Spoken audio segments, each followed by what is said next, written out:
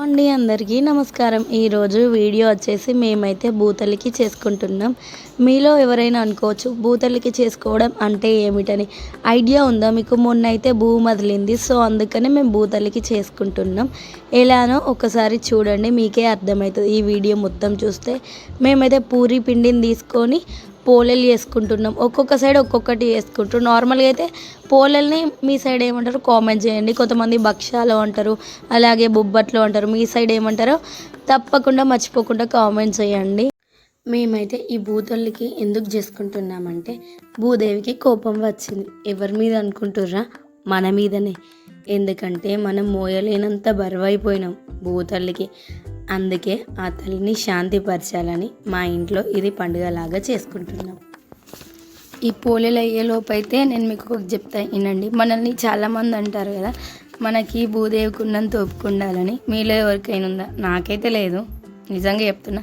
చాలామందికి కూడా ఉండదు. ఎందుకంటే ఓపిక ఉంటే గొడవలు కావు. మనందరికీ ఊకే గొడవలు అయితే ఉంటాయి, కానీ మనల్ని నిజంగా భరిస్తుందంటే మన భూతల్లే. అందుకనే పెద్దలు అంటారు కావచ్చు భూతల్లికి ఉన్నంత ఓపిక ఉండాలని. సారీ, భూతల్లికి కాదు, భూదేవికి ఉన్నంత ఓపిక ఉండాలి. అలాగే ఇంకొంతమంది అంటారు రేరుగా తొక్కుడు బండకు ఉన్నంత ఓపిక కూడా ఉండాలి. ఎందుకంటే అది ఎంత తొక్కినా మనల్ని భరిస్తుంది, దానికి కూడా ఓపిక ఉన్నట్టు. అందుకనే భూదేవికి ఉన్నంత ఓపిక ఉండాలి, అలాగే తొక్కుడు బండకు ఉన్నంత ఓపిక కూడా ఉండాలి.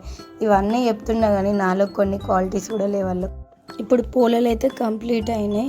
భూమిలో గుంత తీస్తున్నాం. ఎందుకంటే ఆ గుంత ఎందుకు తీస్తున్నామో ఈ వీడియో చూస్తే మీకే అర్థమవుతుంది. అప్పటి వరకు మీకు ఎగ్జాంపుల్ చెప్తా వినండి. కొంతమంది అంటారు కదా, నేను భూమిని కొనను అమ్మను అని అంటారు. అది తప్పు. ఎందుకంటే భూమి మన జడ వస్తువా? అమ్మనీకి కొననీకి మనలా ప్రాణమైనది కదా. అందుకనే అట్లా అనద్దు. ఇతను నాకద్దు అని భూమి అనుకున్నది అనుకో, మన పరిస్థితి ఏంటిది, ఎట్లుంటుంది? కానీ మన భూతల్లి అట్లా అనుకోదు. ఎందుకంటే మనం కావాలని కోరుకుంటుంది. అదే భూతల్లికి ఉన్న గొప్పతనం. ఎగ్జాంపుల్స్ అయితే అయిపోయింది, గొంతు అయితే కంప్లీట్ అయిపోయింది. ఇప్పుడు మనం దాని చుట్టూ మన సాంప్రదాయం ప్రకారం పసుపు అయితే అలుకుతున్నాం. ఇప్పుడు దాని మీద తెల్ల ముగ్గు వేయాలి. తెల్ల ముగ్గు అంటే పిండితోటి వేస్తున్నాం. తర్వాత అందులో కుంకుమ బొట్లు పెట్టాలి. నార్మల్గా చాలామందికి తెలియదు కావచ్చు భూతల్లికి వేసుకోవడం. మీరు కూడా చేసుకోండి మీ ఇంట్లో, ఎందుకంటే మన గురించే మంచిది. భూతల్లికి వేసుట్లా మనకు బరువేం కాదు, చేసుకోండి. ఇప్పుడైతే మనమైతే అక్కడ ఇస్తరాకులు పెట్టాలి. ఇస్తరాకులు పెట్టిన తర్వాత ఈ యొక్క అన్ను అవి ఉన్నాయి కదా, ఆ రైసు పోలేలు ఇంకా పెరుగు ఉంది చూసిరా, అవి తీసి పోలేలు తీసి ఇస్తరాకులో పెట్టాలి నైవేద్యంగా భూతల్లికి. తర్వాత రైస్ పెట్టాలి. నార్మల్గా పసుపన్నం వండుకోవచ్చు, కానీ మేము వండుకోలేం, మీరు వండుకోవచ్చు. స్కిప్ చేసినాం. అందులో ఇప్పుడు పెరుగు పోస్తున్నాం. పెరుగు అయితే పోయడం అయిపోయింది. ఇప్పుడైతే అందులో పూలు చల్లాలి. ఏ పూలైనా ఏం కాదు, ఇవే పూలని పర్టికులర్గా లేవు. తర్వాత ఊది బస్తులు అంటించాలి. మనం దేవుని దగ్గర ఎలా దింపుతామో అలా ఒక 5 రౌండ్స్ దింపాలి. తెంపిన తర్వాత అందులో చెక్కినట్టు పెట్టాలి. అక్కడిక్కడ ప్లేస్ లేదు కాబట్టి అందులోనే సైడ్కి మట్టికి పెట్టాలి. చూస్తుండ్రు కదా గైస్, మేమైతే ఎట్లా చేస్తున్నామో. ఇప్పుడైతే మనందరం బొట్టు పెట్టుకోవాలి. ఇప్పుడు కొబ్బరికాయకి బొట్లు పెట్టాలి. ఇప్పుడైతే కొబ్బరికాయకి బొట్లు పెట్టేసుకుని మేము పక్కకు పెట్టేసుకున్నాం. బెల్లం శాఖ బదులు మేమైతే చక్కెర శాఖ వస్తున్నాం.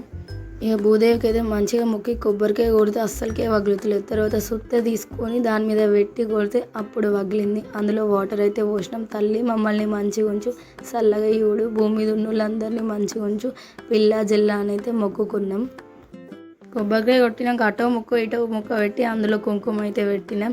ఇప్పుడు చూడండి ఇదైతే పూర్తయిపోయింది. ఇప్పుడు ఏం చేయాలో ప్రాసెస్ చూడండి. ఆ గుంతల ఇవన్నీ అందులో పెట్టాలి. చూడండి ఎట్లా పెడుతున్నాము. అందులో పూలలు, కన్ను, కుడుకలు, అవన్నీ అన్నం మనం పెట్టిన శాఖ మొత్తం అందులో పెట్టి కూడుపాలి దాన్ని. ఒకసారి చూడండి.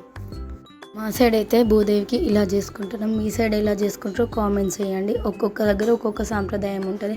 మన సాంప్రదాయాలు అయితే అస్సలుకే మర్చిపోకూడదు.